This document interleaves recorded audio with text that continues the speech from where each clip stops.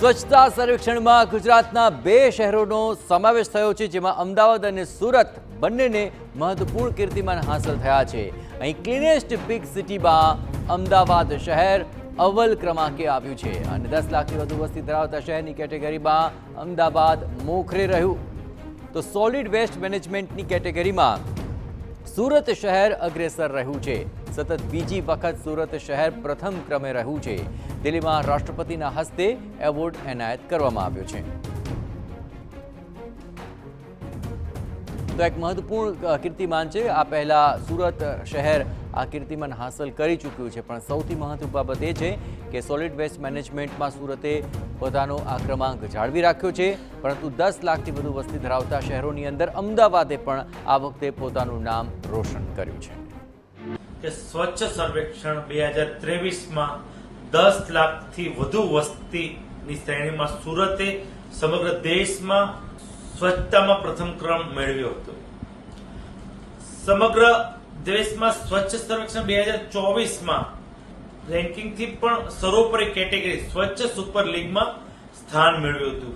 ફરી એકવાર 2024માં સુરત સમગ્ર દેશમાં સ્વચ્છ સુપર લીગમાં ક્રમ જાળવી રાખ્યો છે।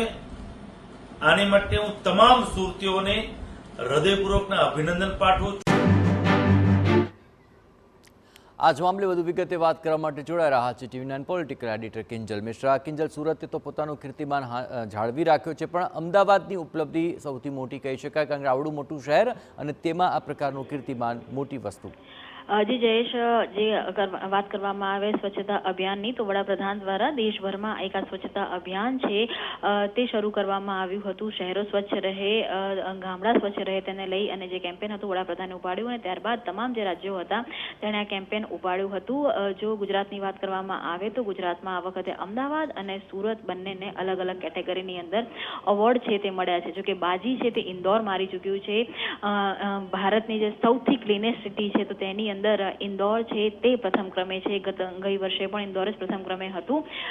જો અમદાવાદ અને સુરતની વાત કરવામાં આવે તો જે best city in a solid waste management છે તેની અંદર સુરત અને જે એવોર્ડ છે તે મળ્યો છે। તેની સાથે જો અમદાવાદની જો વાત કરવામાં આવે તો અમદાવાદને પણ સૌથી જે બિગેસ્ટ સિટી છે, બિગેસ્ટ સિટીમાં ક્લીનેસ્ટ સિટીનો જે એવોર્ડ છે તે મળ્યો છે। જે કેટેગરી હતી 10 લાખથી પણ વધારે જે વસ્તી હોય તે જે કેટેગરીની અંદર અમદાવાદનો સમાવેશ થયો છે। એટલે કહી શકાય કે બે મનપા સુરત અને અમદાવાદ આ બંનેને ક્યાંક ને ક્યાંક એક જે કહી શકાય કે એવોર્ડ છે તે મળ્યા છે અને ગુજરાતની આ જે બંને સિટી છે તે ક્લીનિંગ સિટીની અંદર તેનો સમાવેશ છે તે થયો છે। અને ખાસ કરીને આજે વાત કરવામાં આવે સ્વચ્છતા અભિયાનની, તો સ્વચ્છતા અભિયાન જે રીતે વડાપ્રધાન દ્વારા ઉપાડવામાં આવ્યું હતું ત્યારબાદ તમામ રાજ્યના જે મુખ્યપ્રધાનથી માંડી અને ભાજપનું જે સંગઠન છે, હોદ્દેદારો છે, તેમના દ્વારા પણ આ કેમ્પેન ચલાવવામાં આવતું હોય છે।